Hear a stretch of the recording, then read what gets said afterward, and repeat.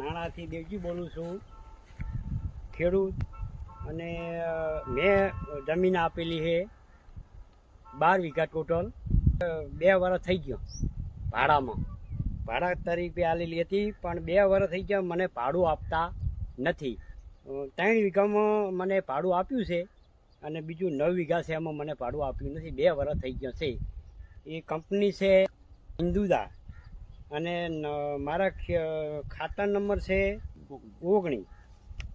એનું મારે ભાડું હજુ આવ્યું નથી. હવે હું ખેડૂત છું, ભણ્યા વગરનો અભણ છું, તો મારે શું કરવું આમાં? અને મને આમાં સહયોગ કરાવવામાં મુકેશભાઈ ભાવાભાઈ છે, બળવંતભાઈ પાદરથી મને પૈસા આલવાનું કીધેલું હતું 30 લાખ રૂપિયા. તો મને એક જ મારે ખેતરમાંથી ભાડું આપ્યું છે, બાકી ભાડું આપતા નથી. મારે હવે કરવું છું. મારે એગ્રીમેન્ટ કર્યો છે અને 1 મહિનાનું કીધેલું હતું. મને પૈસા આપતા નહીં. 30 લાખ બરાબર. 2 વર્ષ થઈ ગયા મને પૈસા આપતા નહીં. મારા ખેતરપાતી કરી છે મારા ઉપરથી, તો મને છેતરીને આવું કામ કર્યું છે. વારંવાર ખેડૂતો સોલાર કંપનીઓને લઈને પરેશાન થઈ ગયા છે અને અમારી ઉપર વારંવાર ફોન આવે છે. હવે આજે મારી ઉપર એક કોલ ખેડૂતનો આવ્યો છે અને વિડીયો પણ આવ્યો છે. એ ખેડૂતની ટોટલ 12 વીઘા જમીન છે, હિન્દુજા કંપનીને આપેલી છે. હરેલ ગામમાં એનું 240 વોલ્ટેજનું પાવર હાઉસ આવ્યું છે.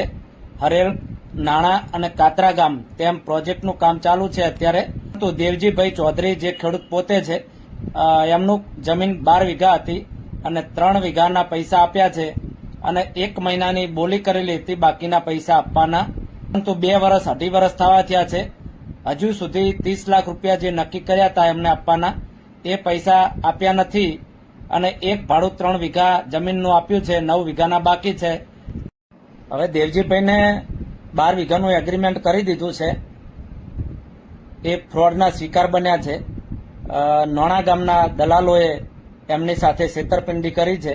દેવજીભાઈને ન્યાય કોણ આપશે? દેવજીભાઈ પોતે ભણેલા નથી. કોલ કર્યો અને એમને જણાવી એમની પરિસ્થિતિ. દેવજીભાઈનું 2024માં એગ્રીમેન્ટ થયું છે, પરંતુ હજુ સુધી 2.5 વર્ષ થયા એગ્રીમેન્ટની કોપી પણ નથી આપી. જે તમને નક્કી કરે છે 40 લાખ, 50 લાખ, 70 લાખ કે 80 લાખ, એ રકમ તમારા ખાતામાં, બેંક ખાતામાં પૈસા ના આવે અથવા તો ચેક તમને ના આપે ત્યાં સુધી પૂરા કાગળમાં પણ સાઇન કરતા નહીં. અને જો એગ્રીમેન્ટ કરી દીધું પૈસા આયા વગર, તો બિલકુલ તમને 1 પણ રૂપિયો આપશે નહીં. કારણ કે કોન્ટ્રાક્ટરો સાથે આ લોકો વાતચીત ખુલ્લે દિલથી કરતા નહીં. કોન્ટ્રાક્ટર એમ કે છે અમે 10 લાખ 15 લાખ આપીશું, ત્યારે આ ડબલ કરીને 30 લાખ 40 લાખ બોલે છે. એટલે ખેડૂત લાલચમાં આવે છે અને એગ્રીમેન્ટ કરી દે છે, વાયદા કરે છે મહિનાના. 2.5 વર્ષ સુધી પૈસા આવતા નથી. એમને લાલચ આપીને એગ્રીમેન્ટ કરવાનું કહે છે. એટલે ખેડૂત એવું વિચારે છે કે ચલો આપણે એગ્રીમેન્ટ કરી દઈએ, આપણા પોતાના જ છે અને પૈસા આવશે. પરંતુ એગ્રીમેન્ટ થઈ જાય છે પછી ખેડૂત કંઈ પણ એક શબ્દ બોલી નથી શકતો.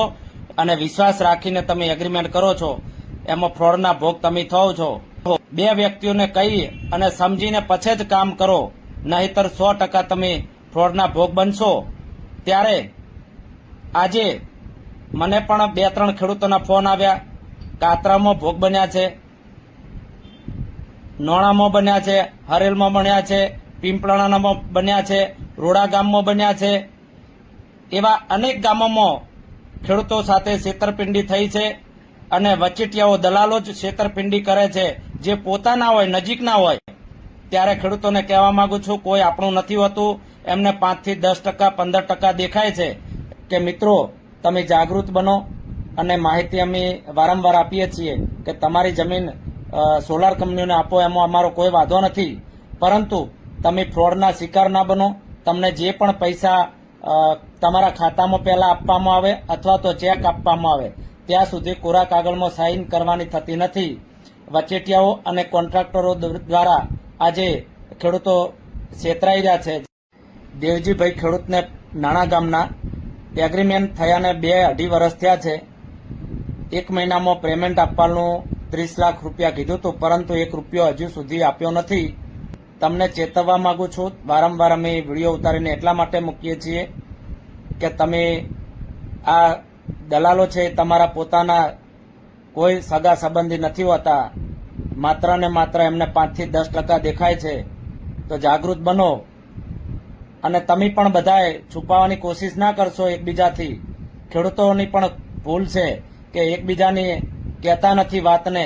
કોઈનાથી શા માટે છુપાવવું જોઈએ? આપણે આપણું જ ખેતર આપીએ છીએ સોલાર કંપનીને, તો બિંદાસ વાત કરો 2-4 વ્યક્તિઓને, સારા વ્યક્તિઓને, તો તમે ફ્રોડના શિકાર નહીં બનો. પરંતુ ખેડૂતોની પણ ખૂબી છે કે એકબીજાને વાત કહેતા નથી, એટલે સાવચેતીને રહો. કોન્ટ્રાક્ટરોને દલાલો ખુલ્લા દિલથી વાત નથી કરતા અને જે પૈસા આપવાના નક્કી કરે એ પણ કોન્ટ્રાક્ટરોને ખબર નથી હોતી. પરંતુ વચેટિયાઓ જે દલાલો હોય છે એ પોતાની મનમાની અને ખેડૂતોને જાણતા હોય છે કે આ લોકો ભણેલા નથી, આમને કોઈ માહિતી નથી પડતી, આમને કંઈ ખબર નથી હોતી, તો એના શિકાર ખેડૂત બની જાય છે અને આખીરમાં ખેડૂત ફ્રોડનો શિકાર બને છે. ખેડૂત કોઈને વાત નથી કરતો ત્યારે એની સાથે છેતરપિંડી થઈ ગઈ હોય છે, ફ્રોડ થઈ ગયું હોય છે. પરંતુ ખેડૂતો, તમે પણ એકબીજાને વાત કરતા રહો. એકબીજાને વાત કરવાથી નિકાલ આવશે. તમારી જમીન આપો તો કોઈ વાંધો નથી, પરંતુ તમે મહામૂલી જમીન જે બાપદાદાની છે એ તમે આપો છો અને તમને નહિવત જેટલા પૈસા આપવામાં આવે છે. તો મિત્રો, ઘણી બધા છેતરપિંડી થઈ રહી છે અમારી જોડે ડોક્યુમેન્ટ છે તમામ લોકોના. જય કિસાન, જય ભારત.